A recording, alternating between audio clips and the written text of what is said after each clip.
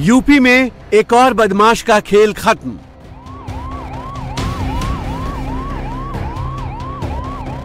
Police ने encounter में किया ढेर। दारोगा को गोली मारी, अब पुलिस की गोली का हुआ शिकार। मेरठ के कंकरखेड़ा का ये इलाका शनिवार रात को अचानक गोलियों की तड़तड़ाहट से गूंज उठा।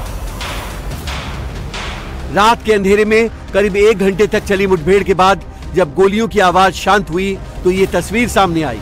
पता चला मेरठ की पुलिस का विनय वर्मा नाम के गैंगस्टर के साथ मुठभेड़ चल रही थी, जो मुठभेड़ में पुलिस की गोली लगने से बुरी तरह जख्मी हो गया था।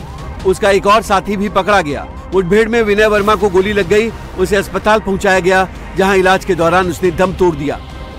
थोड़ी ही देर में मुठभेड़ में शामिल पुलिस की तरफ से बताया गया कि विनय वर्मा वही गैंगस्टर है जिसने पिछले दिनों मेरठ के दारोगा मुनेश सिंह कसाना को गोली मारकर घायल कर दिया था।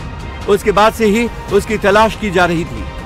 थाना कंकरखेड़ा के अंतर्गत 22-23 जनवरी की देर रात्रि को 3 अज्ञात बदमाशों के द्वारा एक सेंट्रो गाड़ी को एचआर मंडप के सामने से लूट लिया गया था, जिसमें कि वादी के द्वारा तत्काल ही पुलिस को सूचित किया गया और ये बताया गया कि उसकी गाड़ी में जीपीएस लगा हुआ है, जिसके आधार पर पुलिस की टीम के द्वारा उस गाड़ी का पीछा किया गया और पीछा करने के दौरान जब बदमाश घिर गए तो पुलिस से बचने के लिए उनके द्वारा पुलिस की टीम के ऊपर अंधाधुंध फायरिंग की गई और एक बदमाश जो पुलिस की पकड़ में आ गया था उसको छुड़ाने हेतु उनके द्वारा जो हमारे सब इंस्पेक्टर हैं मुनीश कुमार, इनके ऊपर फायर किया गया, जो इनके सीने में गोली लगी थी और जो हमारे सब इंस्पेक्टर जो घायल बेहद गंभीर रूप से घायल हो गए थे उनको नजदीकी अस्पताल में भर्ती कराया गया, जहां से उनको उपचार हेतु हायर सेंटर रेफर किया गया, जहां उनकी सर्जरी के बाद उनकी जान बच पाई थी।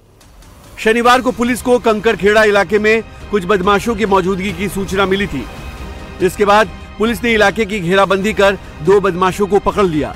पकड़ने के बाद पुलिस ने उसकी पहचान दारोगा पर गोली चलाने वाले विनय वर्मा के तौर पर की, जिसके बाद पुलिस दोनों बदमाशों को लेकर दारोगा पर फायरिंग में इस्तेमाल हथियार बरामद करने जा रही थी। इसी दौरान विनय ने पुलिस पर गोली चला दी। पुलिस ने जवाबी फायरिंग की, जिसमें विनय को गोली लग गई। फायरिंग में एक सिपाही को भी गोली लगी। दोनों को इलाज के लिए अस्पताल ले जाया गया, जहां बदमाश विनय वर्मा की मौत हो गई।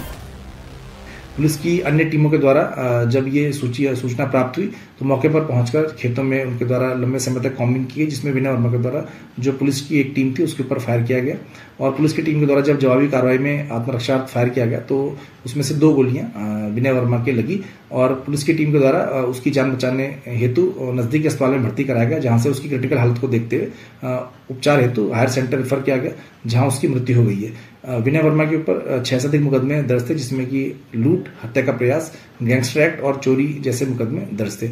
इस पूरे प्रकरण में उचित विधिक कार्रवाई की जा रही है।